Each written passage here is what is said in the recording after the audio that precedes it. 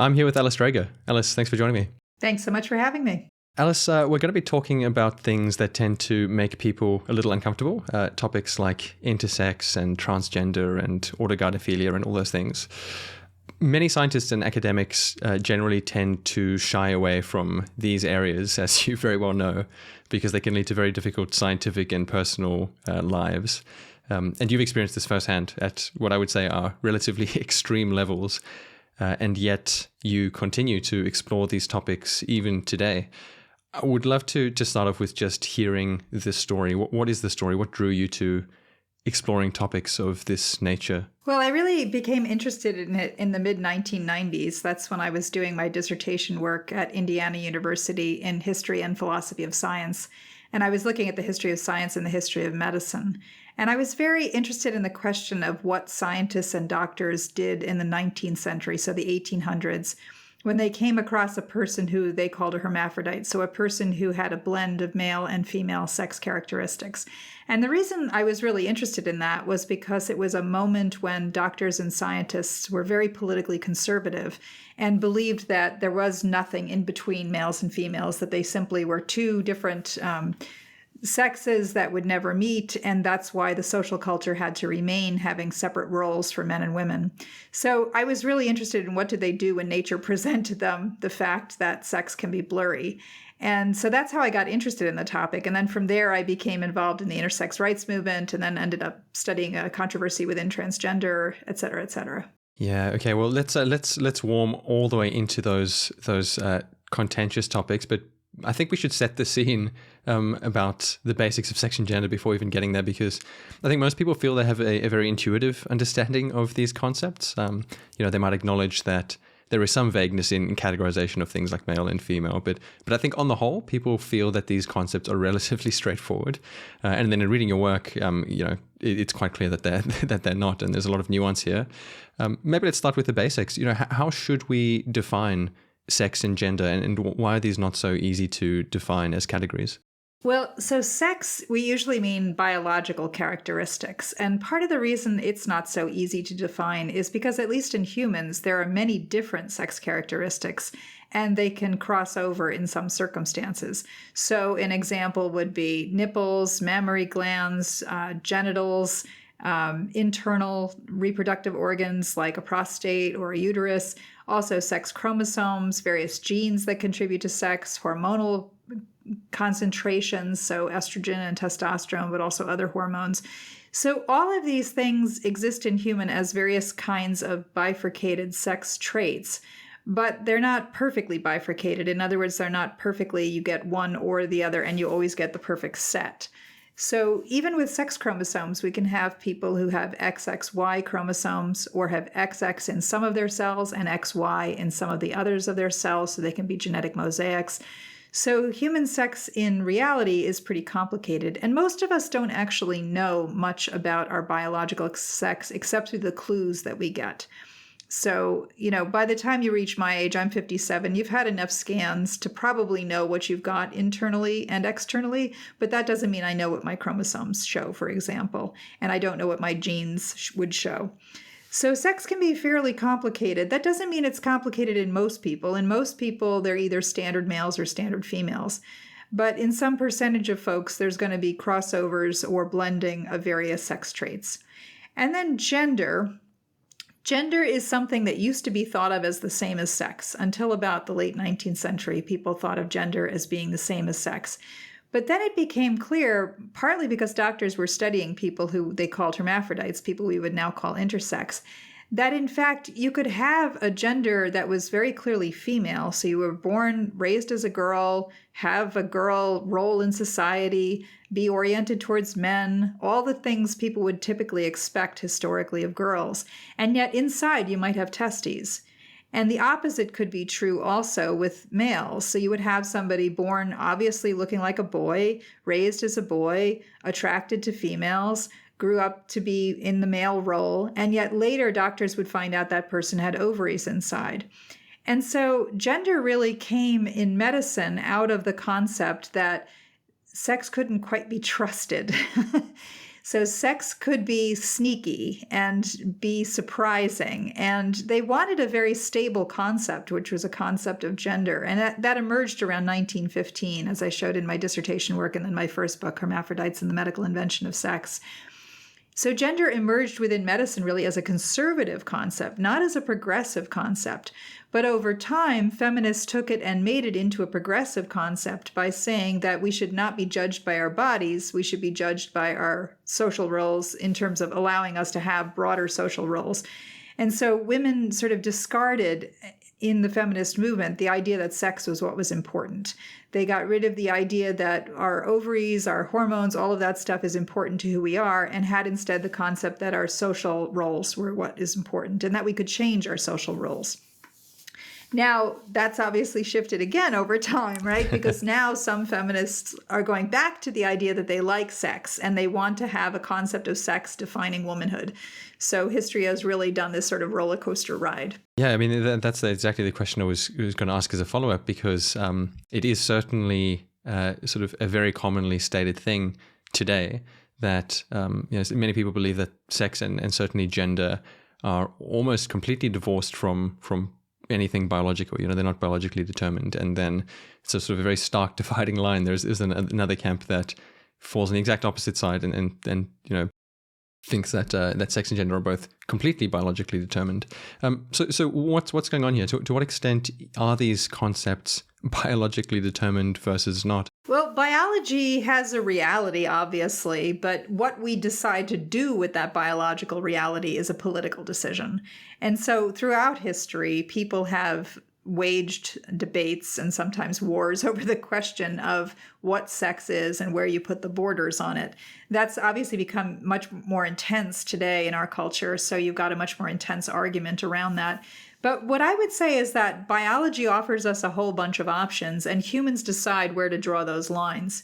And biology is not going to decide for us where to draw those lines. So when people ask me, well, what is really a woman? I always say to them, I don't really know. I could tell you historically at a given moment what counts. And to me, that's what's interesting, is that historically that definition keeps on changing. As you probably know from my work, my inclination is to let people be, that if they want to identify that way, I don't see a reason to have lots of unpleasantness around it, except I am sympathetic to the idea that people want to have spaces that are safe, and they want to have the idea of women's sports being competitive within a certain biological class, and we can get into that. But my own feeling is if we want to maintain biological classes within sports, we should just be honest and call them hormonal classes. We should have low T classes and high T classes and not call them men and women. Yeah. Well, I mean, is it a problem then that some people don't fall into one of those very clear sort of binary categories, whatever dimension you want to cut it, if it's hormonally, if it's whatever, on many characteristics of like a human life, pick height, pick anything, we wouldn't consider it to be a problem in any sense if people don't fall into very specific categories. But for some reason, this topic in particular, it doesn't sort of have that flavor to most people. And intersex in particular, somebody who maybe is born with ambiguous sex characteristics but is otherwise perfectly functioning. To what extent is that actually a problem versus not? And if not, why is it treated as a problem to so many people? Yeah, being born intersex does not have to be a problem. And in various times and places, it was not such a problem as it is treated today. So that's part of what my work has been about, is documenting times and spaces when, in fact, intersex was part of normal life. And in many cultures, it is part of normal life. But once medicine and science got control over identity in many ways, then they were the ones controlling what was a problem and what was not a problem. Some forms of intersex, by the way, do come with medical problems, so I don't want to pretend that that's not the case. Some of the forms of intersex come with underlying hormonal problems that can be dangerous, or they can come with very high risks of cancer of the gonads in some circumstances. But in many cases, intersex is benign, and it does not have to be fixed socially or biologically. Obviously, if you want a system that categorizes people into only two categories, you have to decide where those people fit. And there's a decision made. And historically, that's what's happened, is people simply made that decision, which category to place a given child into. Today, doctors tend to do that in terms of deciding who's going to be who. But really, I mean, it doesn't have to be a problem in the world. And the way it is treated within medicine today is still as if it is somehow a terrible conundrum. And you ask the question, why do we spend so much energy around this? I would say because really what we're getting at is eroticism. The reason that sex and gender gets people upset is because it does invoke erotic life. And erotic life involves parts of our brains that we can't control, that are very impulsive, that are very, very reactive. So I think part of what's going on is the gut level reaction people are having when people cross gender or cross sex or blend sex is that gut level reaction where something about their erotic nature is being triggered in a way that makes them anxious or upset or angry or attracted in some circumstances. So it depends what's going on for them there.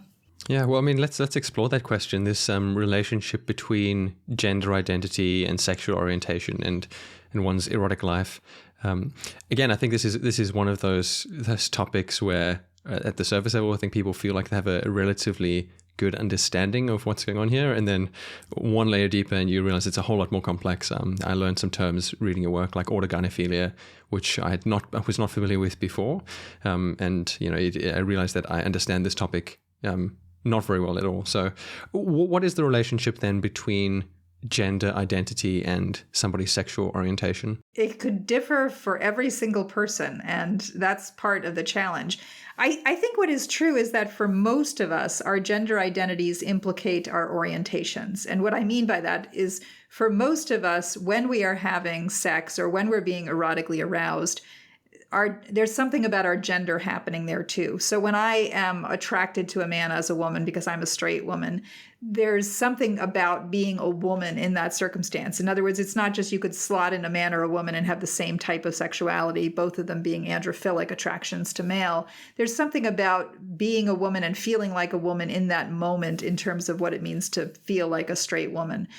But people can obviously be gay, and so therefore sexual orientation and gender identity don't have to come in the standard format that 19th century doctors assumed, which was that the only normal format was for females to be attracted to males and males to be attracted to females. And then there are folks for whom gender identity may be fluid. They may be attracted to more than one gender. They may be attracted specifically to somebody who has a blend of sexual characteristics. It really depends on the individual. But I do think it's the case that gender gets implicated when we are dealing with our orientations, when we're aroused. And I put that once to Ray Blanchard, who's the sex researcher in Canada, who coined the term autogynephilia. And I said to him, Ray, I really feel like it's the moment when we're the most aroused that our gender identity matters the most. And he agreed with that. He said that seems to be the moment at which we have a sense of gender that is a very particularly strong sense of gender.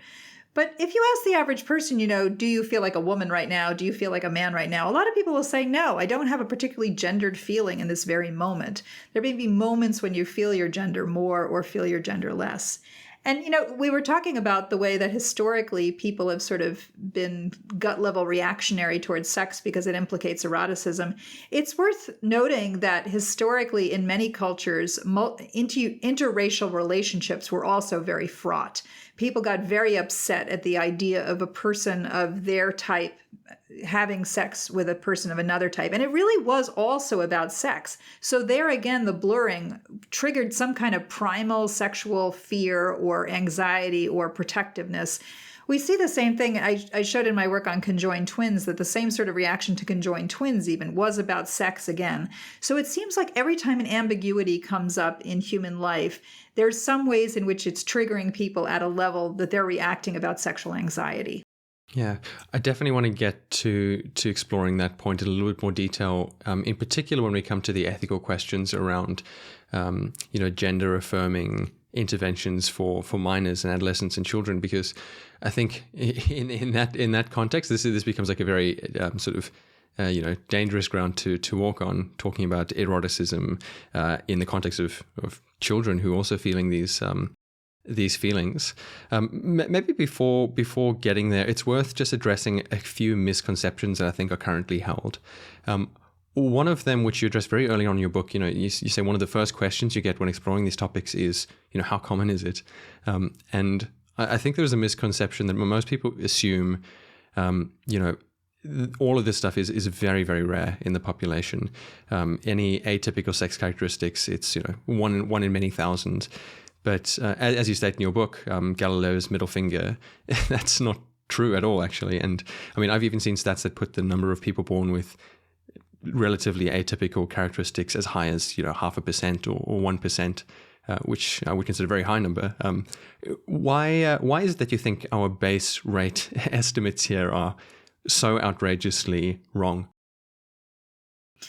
Well, because we don't normally see intersex, right? So the types of intersex that are very obviously intersex are relatively rarer, but also they get disappeared in childhood a lot of the time. So if a person is born with intersex genitals, then by the time they are a year or two old, typically they've already been subject to surgery designed to make them look more typically female or more typically male. So you would not see as much intersex in the human population if you saw everybody's genitals. But then we don't see everybody's genitals typically, right? It's relatively rare. And a person who has intersex may be careful about showing their genitals, so you may see less of it for that reason as well. But some of the types of intersex we're talking about are quite subtle. So again, you can have a person who looks absolutely female on the outside, but inside she may have been born with testes, and looks absolutely male on the outside, but inside he may have ovaries, and they may not even know it. So you can sometimes not even find out about this until adulthood or even late adulthood. So I met a 19-year-old man by telephone whose doctor suggested he call me. And this was a guy who had been born a boy, raised a boy, had a girlfriend, blah, blah, blah.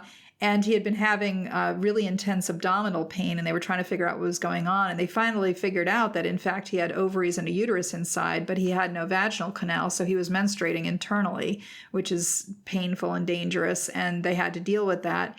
And the condition that he had was a very severe form of a condition called congenital adrenal hyperplasia, where you can get in between genitals, or you can even skew very far in the masculine direction with a genetic female.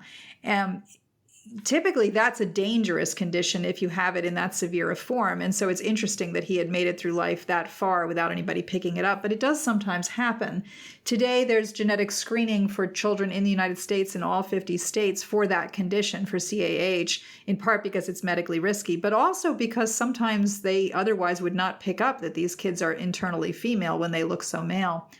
Another condition would be complete androgen insensitivity syndrome, which was a condition where a person is born looking totally female, and the brain, in fact, developed along the feminine pathway, or sort of an ultra-feminine pathway, because even though they have a Y chromosome and testes inside, they're making testosterone, they lack androgen receptors, so their cells don't respond to testosterone.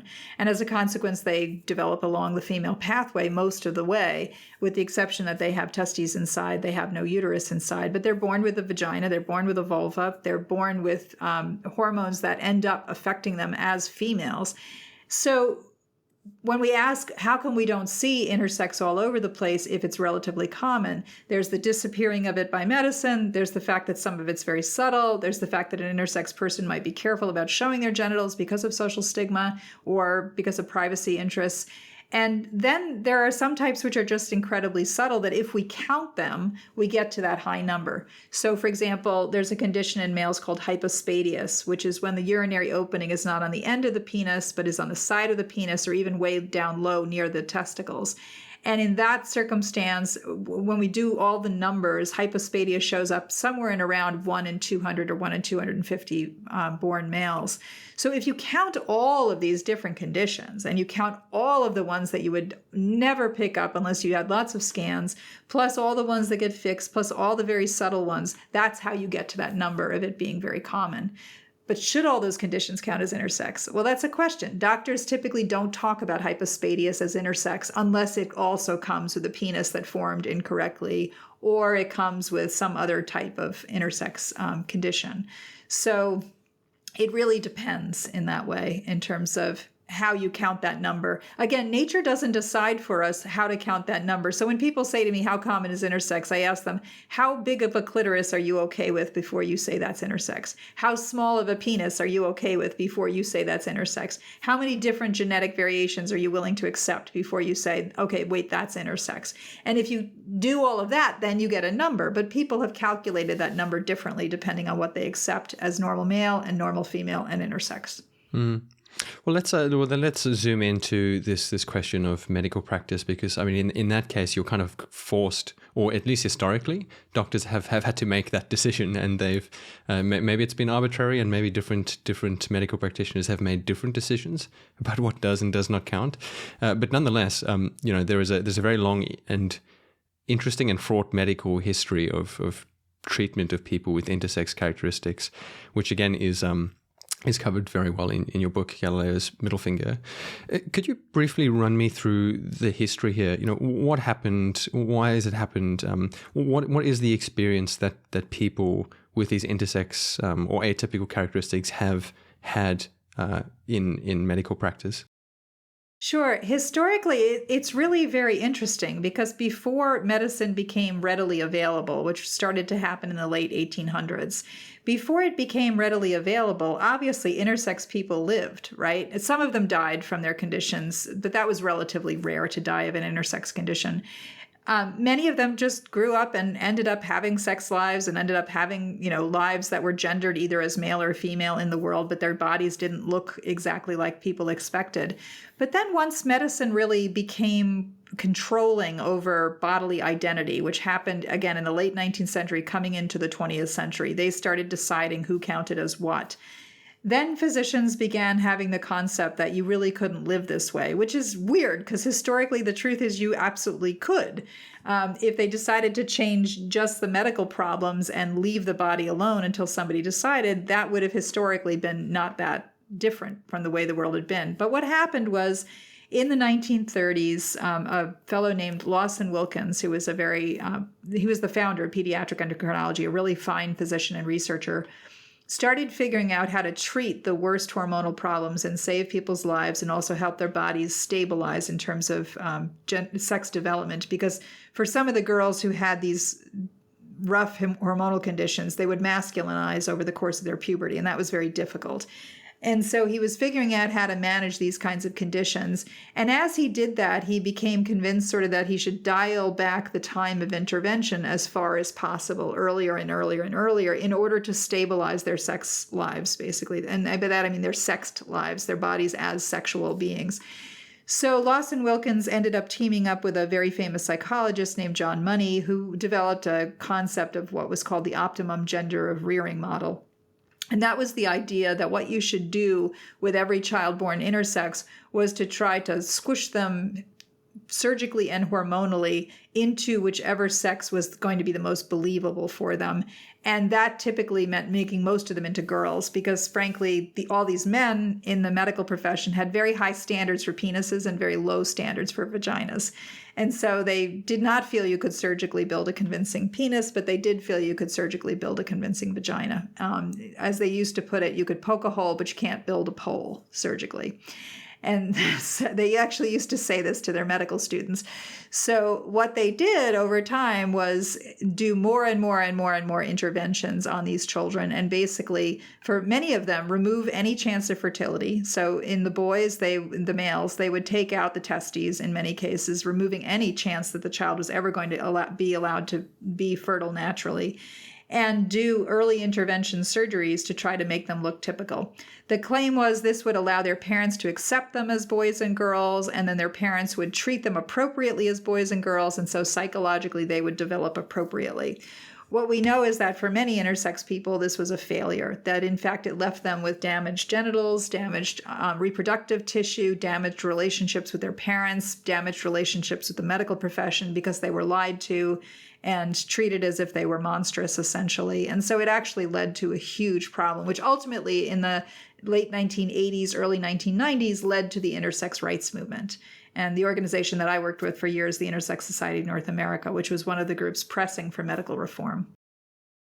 Yeah, it's quite fascinating that, I mean, late 80s, late 90s, that's yesterday. And people think about the history of malpractice in medicine going back many centuries, and I think we kind of forgive things that happened several hundred years ago, practice like bloodletting and so on. But I mean, 1990s, that's you'd feel like we would have had a better grip on the sort of like outcomes-based approach to these things. I'm interested in your thoughts here. There is one lens which says, medicine needs to be innovative and progressive and kind of try things. And yes, there are some bumps along the way, but that's how learning happens. That's the whole process works when things fail and activists come in and the medical industry is reformed.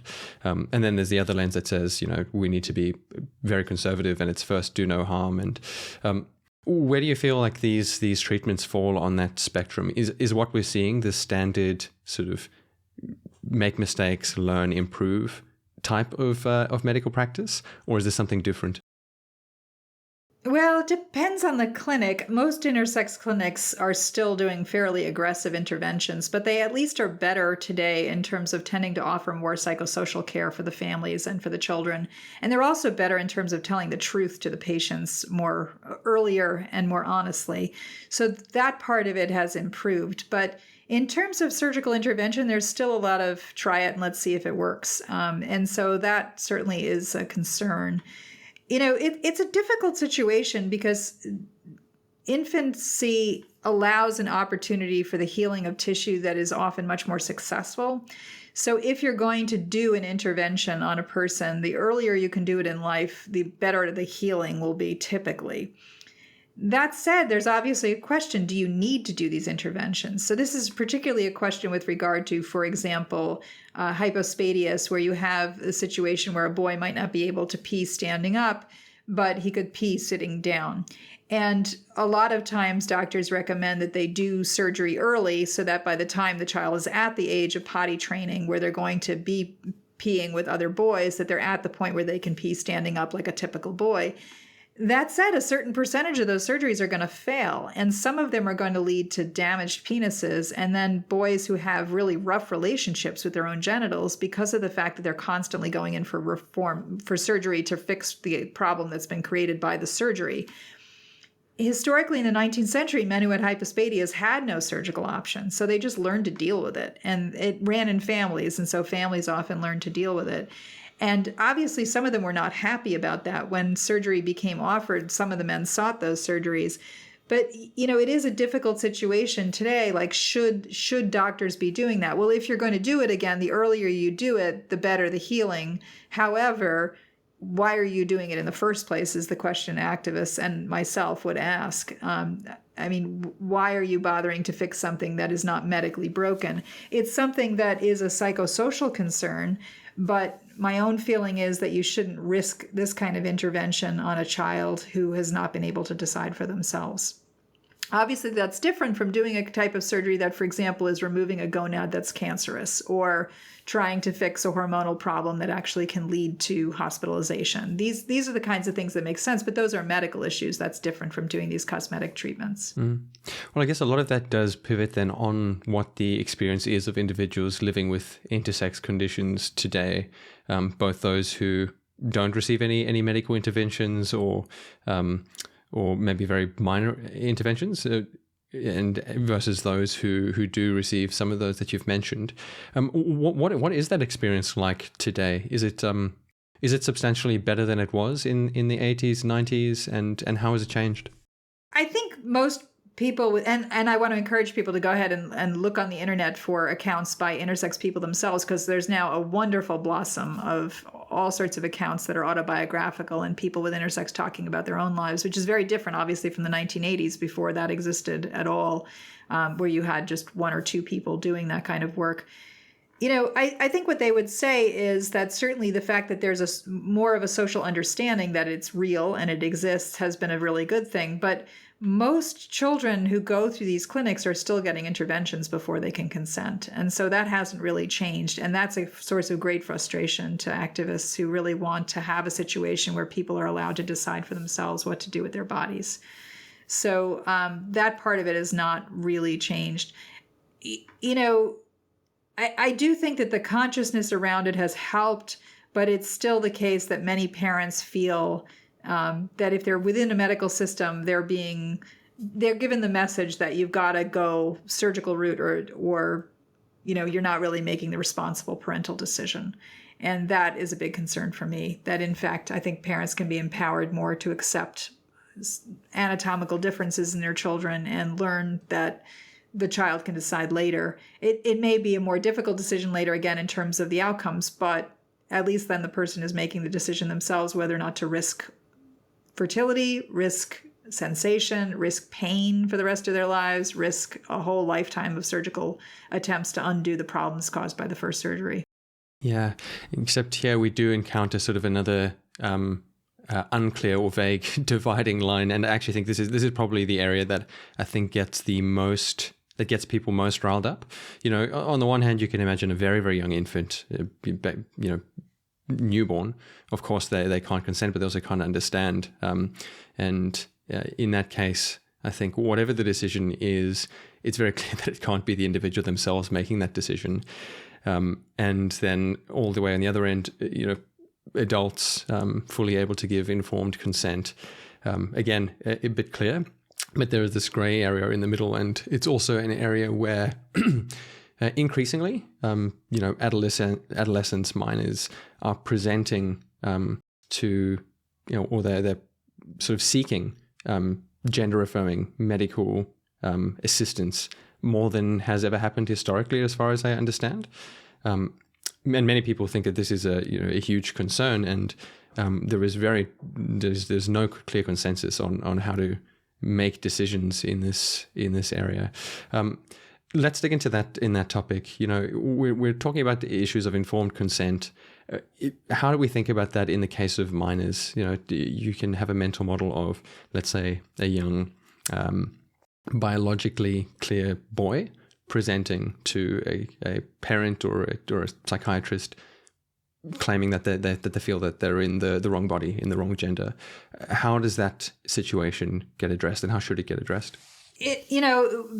I'm going to state the obvious, that it should be addressed with good care, and that means people who are actually trained to deal with these issues and allow for the possibility that childhood exploration may go in multiple different directions, that children's outcomes are not predictable in a simple fashion. But what's interesting to me, so when I was active in the intersex rights movement, which was in the 1990s and late 1990s into the early 2000s, we tried to find people who had been through the medical establishment system who were happy with what had happened to them, because we wanted to talk to them and figure out what had happened to them that made them different from all the angry activists who had had terrible experiences. And we couldn't find anybody. And there were hundreds of journalists working on this topic, trying to find anybody that would speak on camera or even speak behind a potted plant with their face blurred, saying that they had been through this and they were glad their parents chose it. And we couldn't find any. And that to me was really significant. Now, those people may have existed, but I think it's possible that nobody ever told them the truth about what had happened to their bodies. So they didn't know what had happened to them.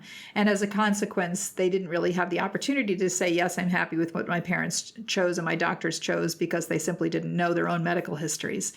I would frequently meet people who would find out from their records through chance of what had happened to them and otherwise didn't really know what had happened to them. It's interesting to me that the folks who are terribly worried about the idea of a non-intersex child doing an intervention don't seem to be terribly worried about the fact that intersex children are having these decisions made for them all the time. If we have the concept that we should allow children to grow up with healthy tissue and not allow them to choose interventions until they are, say, 16 or 17 or 18 or 21 years old, why are the intersex children always exempted from that? And we say, well, because they look funny and they look different, then it's okay to make that decision and risk all this stuff for them. So part of my curiosity for a long time has been, why is it that the group of people objecting to earlier interventions for children who are transgender don't seem to have the same concern for children who are intersex in terms of doing interventions that may be very ill-advised in terms of the long-term outcome for that person? We know with people with intersex that they are sometimes assigned a sex that doesn't work for them, that later in life it turns out that was the wrong sex assignment. They turn out to be people who technically count as both intersex and transgender because they've rejected the assignment that they got at birth. But the assignment they got at birth really could have gone either way in some circumstances, and the doctor chose the wrong one. And sometimes chose the wrong one and then did a whole lot of surgery that sort of cemented that wrong one, and then they have to undo all that. There are many cases of this that we've documented in the literature.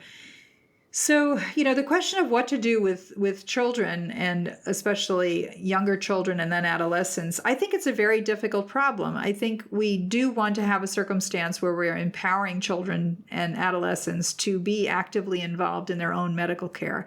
And yet at the same time, it's very difficult to say that they can really understand the risk that they're taking in terms of the loss of sensation, in terms of long-term pain, in terms of loss of fertility in some circumstances. So it does become really difficult. And for years, people thought Lupron was the magic approach, a hormone that you could give children, which would basically stall puberty. And if you could just give them that, then you could, wait till they were older and then they could make a decision. Then you could send the puberty in the right direction. But we know that Lupron is not a benign drug, and that, in fact, if what you want to have happen is for a child to mature psychologically, then their body's also going to have to mature. So it is an incredibly difficult situation. And I don't think that there's an easy solution to it. But I do not like the situation that is occurring in the United States, where basically various states are outlawing the ability for caregivers to provide any care to these children and families. I think that's totally outrageous and really dangerous too. We mentioned earlier this question of so for a lot of us, certainly as adults, gender is implicated in our erotic lives.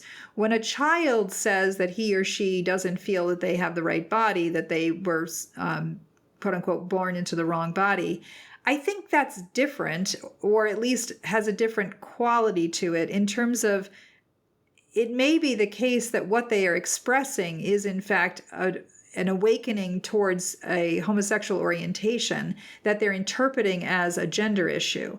And historically, we know that a certain segment of gay men started off their lives as feminine boys. And this is some of what Michael Bailey talked about in his book that caused the controversy that I ended up studying, that became the book that became Galileo's middle finger. But Michael Bailey looked at those kinds of circumstances where it's not uncommon for a boy who's going to grow up to be a gay man to have certain so-called feminine interests. So to be interested in more things around the house, and to be interested in social games rather than games of sport, to be more interested in hanging out with the girls than hanging out with the boys, even to be interested in putting on girls' clothes and playing that they are women. This is not uncommon among boys who turn out to be gay men in the long run. So one of the questions that I know critics, I think, legitimately have is when a child is expressing that they feel like their gender assignment is not the right one, is in fact what's happening is that they're awakening to an erotic life where they can't quite articulate that yet, but they have a sense that the type of attraction they have is attraction to men, and in our cultures that's a concept that's a feminine thing, but also that biologically that maybe they are somewhat feminized, and so that's one of the concerns that people have, and I think that's really quite a legitimate concern. Then there's the whole question of when a child, even without the question of maybe the beginning of the self-awareness of orientation, when they say, I really feel more like a girl or more like a boy, is what's happening that they are looking at the cultural options available, and they really prefer the cultural options that are provided to the other gender and not provided to them. That's another concern. But we also know historically throughout time, there have been people who genuinely feel very much the other gender than the sex into which they were born, and have managed to quite heroically, really, over time, live in the other gender, in spite of the fact that they were not able to change their bodies at all, and that was a very dangerous thing to do in many circumstances, but they managed to do it because they felt that strongly about being the gender that historically did not match their sex. Yeah, a lot of people feel that this is quite an urgent issue to solve because the rates of cases like this are increasing so quickly. It's not I work in a medical field now in diagnostics, and it's well understood there's several different reasons why you can see rates of things increase. Sometimes it's just a reclassification of what counts, and so people who wouldn't have been classified as having a certain condition now are, and it manifests as a perceived increase in prevalence. And sometimes it's that we have better diagnostics, and so we can catch things that we were missing before. But in this case, it's not either. I don't think it's either one of those, because we're actually having young people presenting, self-claiming that they're feeling different at higher rates than we were before. And I think that a lot of the concern in this is that, as you said, a lot of this, to what extent is this driven by basically, social conditioning, or, basically confused children who are hearing things that they don't fully understand. Or as I would phrase it, inadequate tolerance of our culture for gender categories. I mean, we could foist it upon the children, right, and say the children are confused. Another option is to say the culture is doing a poor job allowing for ambiguity. And that if the culture did a better job allowing for gender ambiguity, then children might not feel that they need to switch categories, because they would feel comfortable being in a category and moving around within that category, maybe moving between categories, and that wouldn't be that big a deal. But as it is, I think we've got a very sort of lockdown approach these days to gender, and children are responding to that and saying, I don't feel that. And I can understand that. I feel relatively lucky. So I was born in 1966, which means I was born just as the women's movement and the women's health movement was coming into being. And there was a very strong message in the culture at that time that a girl could do boy things, and didn't mean you weren't a girl, right? So I could do rough sports, and I could be interested in going into male professions, and I could do all that kind of stuff and play with boys. And there was a very clear message that was about female empowerment. But I think we've really lost that today. And there is very much the Barbie Ken model of life. And, the Barbie Ken model of life, no wonder so many children look at that and say, that's not me, so I must be in the wrong category.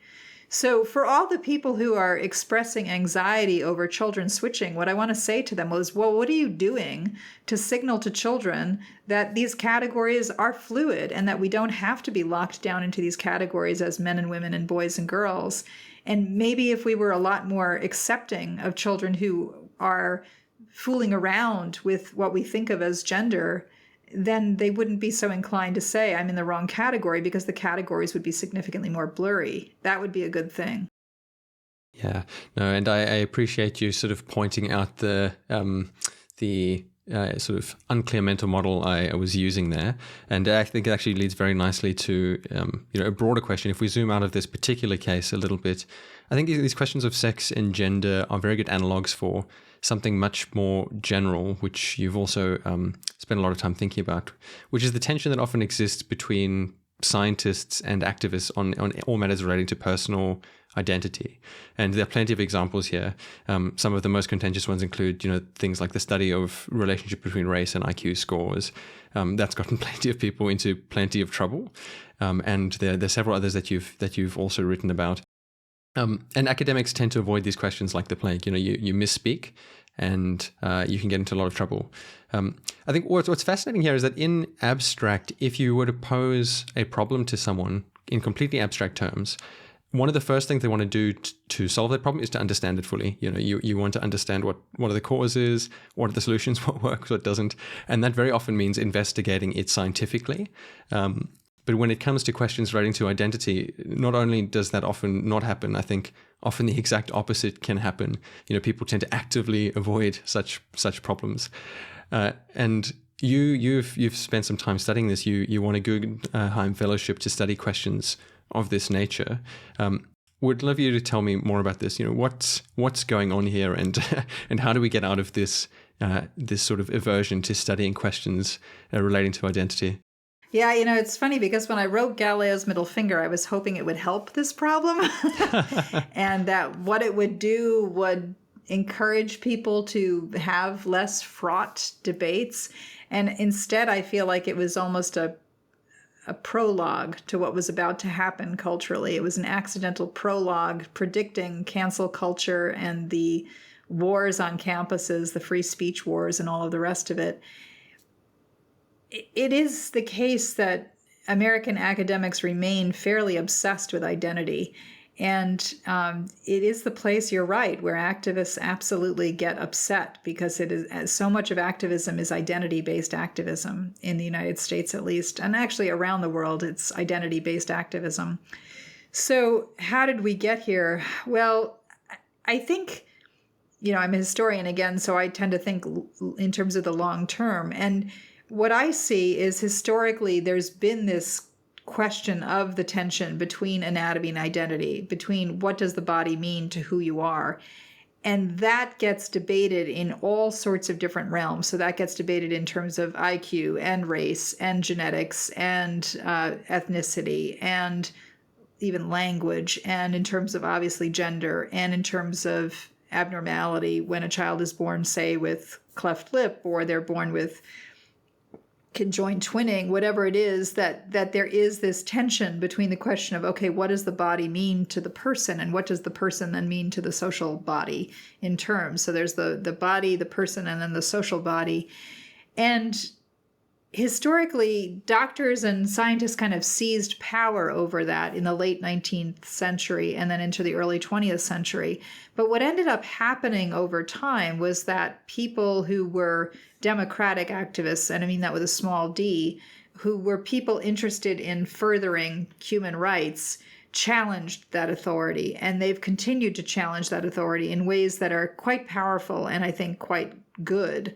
And so, for example, the civil rights movement, the movement around racial rights, focused on that issue about whether or not racial differences can be used as the basis for different political rights. The same thing obviously happened with the women's rights movement, challenging the idea that the biological categories are to determine our rights. The same thing with the disability rights movement, the same thing with the gay rights movement, very much rejected the idea at first that genetics mattered. Now the gay rights movement actually embraces the idea of born that way, which is incredibly interesting, because historically when it started, they were not interested in born that way. That was a eugenical model. The idea of born that way was a route to eugenics, they thought.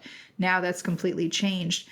But I think what's going on here is that scientists continue to be interested in that question of the relationship between biology and behavior, and biology and selfhood, and biology and identity.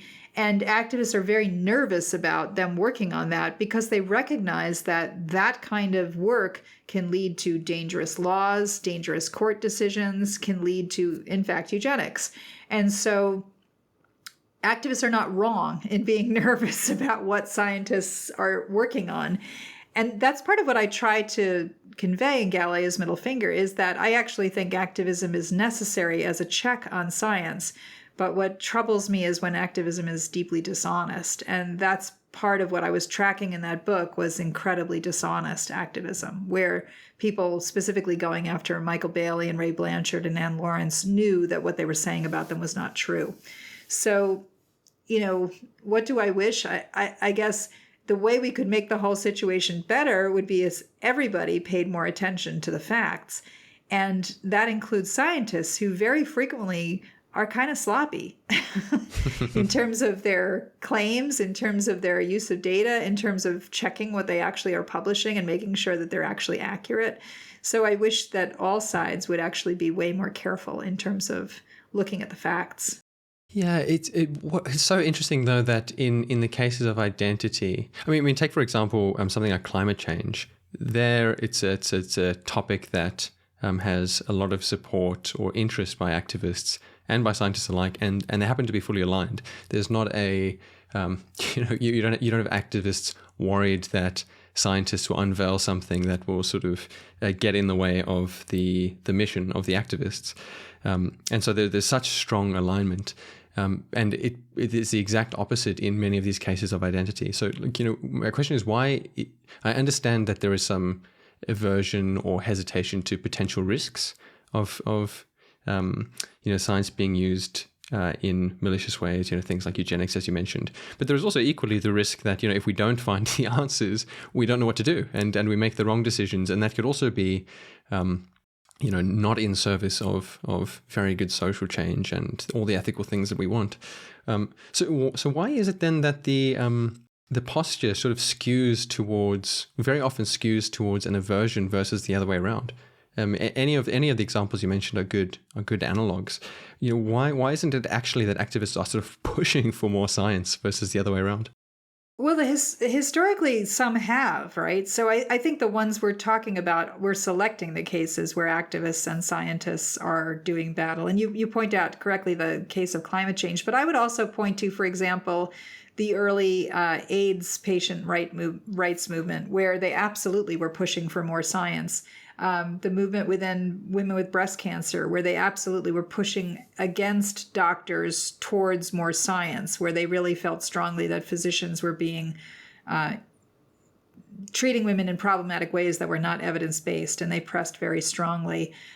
You can see the movement for home birth, which often is pushed through a very scientific lens and is very interested in looking at, for example, the problem that episiotomies are not actually in women's best interest. If you look at the data, that various kinds of interventions used during birth actually increase risk to mother and child rather than decreasing risk. And so demedicalization of birth, often you'll find people who are working on demedicalization of birth actually pushing for more science. So I think that we're sort of picking a subset, and the subset that I picked in the book were specifically about activists who were very obsessed with the idea that they knew the truth about identity and that these researchers did not. I mean, the other thing to recognize, and there's no nice way to say this, that successful activists are often narcissists. They often are people who are quite obsessed with their own identity and quite obsessed with themselves. And the reason they're successful is because they can spend an enormous amount of personal energy and even money, because they're so self-interested, pursuing that particular cause. And I think the narcissism problem is one that actually has been not well enough appreciated in terms of looking at the success of historical rights movements and the leaders of them often having displayed sort of classic narcissistic personality disorder. So part of the clashes that go on are people who are quite obsessed with taking down another person because it gives them the sense that they are a larger individual. And you can certainly see that among some of the people that I dealt with in my book in terms of the level of obsession that they reach with trying to take a researcher down can be quite overwhelming. That said, I mean, some scientists are also, of course, leaning towards narcissistic personality disorder, and they sometimes are the ones who get in the biggest fights. For years, I actually gave talks at various scientific conferences trying to explain to scientists how to stay out of trouble.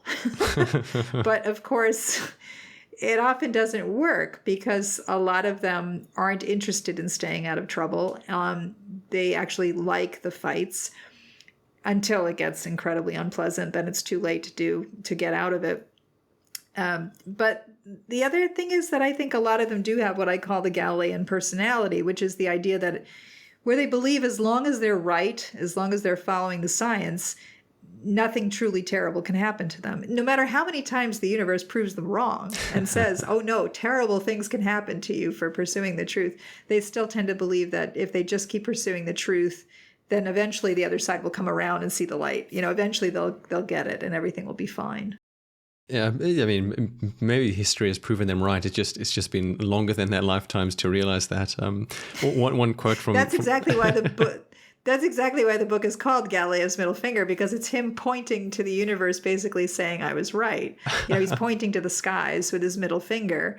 And the inscription on the stone that this middle finger is sitting on basically says, Galileo was right. He was right about the heavens. And so it's that metaphor of, you go to the grave thinking that, you're going to be proven right, but it might be after the grave that your middle finger is finally put on a big pedestal and people say you were right. Yeah, I might take the chance to sort of plug the book and show the cover here. I've actually just finished reading the paperback this morning, and you've got I won't give too much away. People should read the book, but you've got a nice little afterword here that goes a bit more into your story and the events that happened immediately following this book, which are equally fascinating. So definitely worth a read. I think it's a good segue then to turn to your current work and your current focus. This book was written several years ago, and since then you've continued to do very interesting work. What is it that you're currently focused on, without giving away again too much of how this book ends? Well, I'm actually mostly working these days in journalism and working on the problem of rescuing journalism in America, which has been a big problem. But I ended up sort of after this book kind of hiding locally and creating a local newspaper sort of as a hobby. And then it accidentally worked and took over my life for the last 8 years or so. And then I also write murder mystery novels in the middle of the night that include autogynephilic characters and that sort of thing, that to get out some of the things that you can't write in nonfiction. There are themes I've wanted to explore that are not possible to explore in nonfiction because you would be committing defamation, or you would be drawing connections between things that you can't really legitimately draw connections to. But one of the things I love about art is that you can actually play with facts, and you can purposely play with questions and see where questions can lead without having to be bound by nonfiction. I love writing nonfiction, and I love doing journalism and history, and I love being bound by the facts. But I also really love having space to do things that are not at all bound by reality, and that becomes really pleasurable. So I write fiction in the middle of the night, and I write nonfiction during the day. And I believe when I wake up in the middle of the night. You write nonfiction. You write fiction under a pseudonym. Is that right? Yes, Molly McCallan is my pseudonym for my fictional work, yes. Very good. And I'm currently working on the 4th book in the murder mystery, yes. Very good. Well, I'll link the whole lot to the show notes. On the topic of books, this is actually brings us nicely to one of the questions I love to ask my guests as we come towards a close, which is, which book have you most gifted to other people, and why? Yeah, actually, the book lately I've gifted most to other people is my own novel, because I just want people to think about this issue of anatomy and identity. And the first book in the series takes place in Philadelphia, near a museum that is similar to the Mutter Museum, which is a museum of anatomical abnormalities from the 19th century. And it ends up exploring this whole question about what is the relationship between the body and the self, including for the main character, who's sort of struggling with the question of her own meaning in life. So that's one I've gifted a lot. But I must say the book I did not write that I've gifted the most is actually the Stephen Mitchell translation of the Tao Te Ching. And it is a really beautiful translation of the Tao. And working on Galileo's middle finger, before I worked on Galileo's middle finger, I had been using that translation of the Tao for many years to try to recognize the limits of my power in the world, and to recognize the importance of forgiving myself and others and letting go, and recognizing that the universe is a flowing stream. But after that book, it became that much more important because so many people attacked me, and still to this day attack me. And so it is really frustrating to have an identity that is so widely misrepresented online. I am frequently represented online as being virulently anti-transgender rights, as being incredibly hateful towards transgender people. And if you look at what I actually have written and actually do, it's quite the opposite. And in fact, I get a lot of criticisms from feminists who are kind of anti-trans in their own world.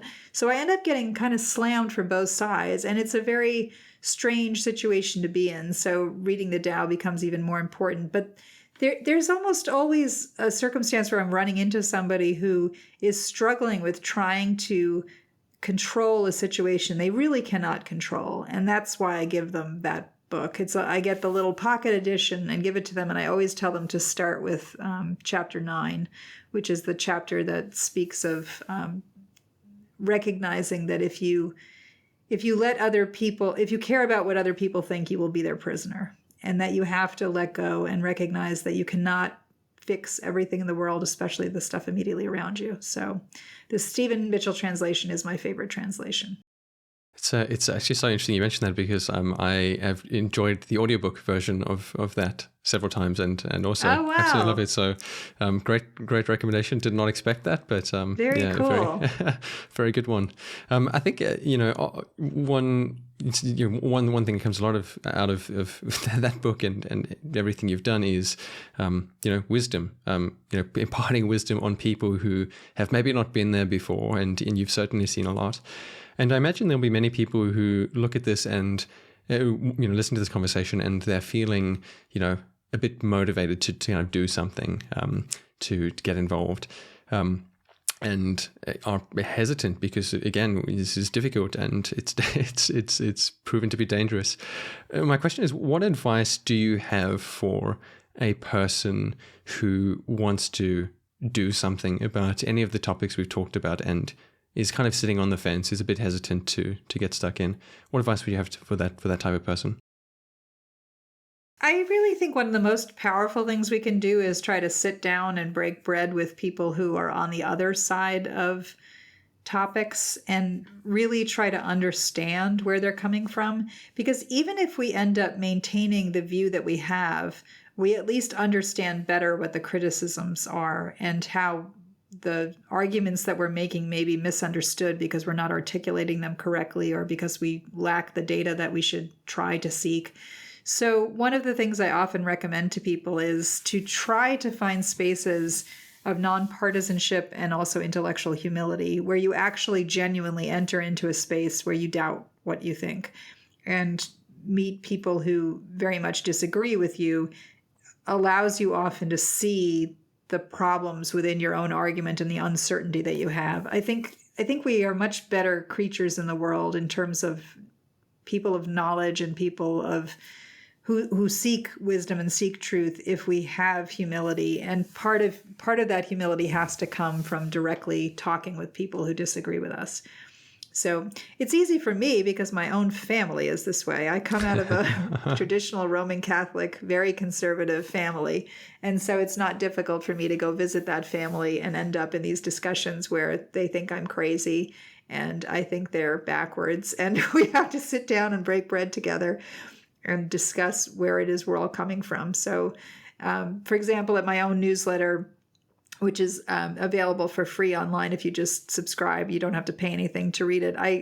When the Dobbs decision came out, basically reversing Roe versus Wade in the United States, so making abortion access much more difficult, I am very much pro-abortion access. And I did try to write a piece that helped explain to people like me where pro-lifers are coming from so that they get over this idea that pro-lifers are simply crazy, controlling, awful people, that many of them actually do share values that we have. It's just that they take the values and end up at a different place with those values.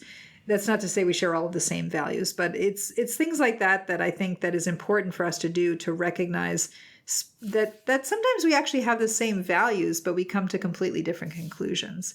And is it possible for us to find those spaces where we can understand the common values and understand how to begin to dialogue with each other? Social media is not the place to do that. So whenever people ask me, what can I do in the world to affect change? I always say, don't do it on social media, because it may feel victorious and it may feel important and effective, but in a lot of ways it's temporary and very, very shallow. Well, Alice, I think that's a really nice place to bring us to a close. Before we jump off, I actually just want to say thank you. It's very clear that you made a lot of personal and professional sacrifices and continue to do so for work that you believe in, and that's clearly important. That's clearly making a difference. So, before jumping, I just want to say thank you for doing it. Keep doing it, and I hope that people are inspired when they listen to this to do something as well. Thank you so much for joining me today. It's been an absolute pleasure. Thank you, Matt. This is very kind of you. I appreciate it.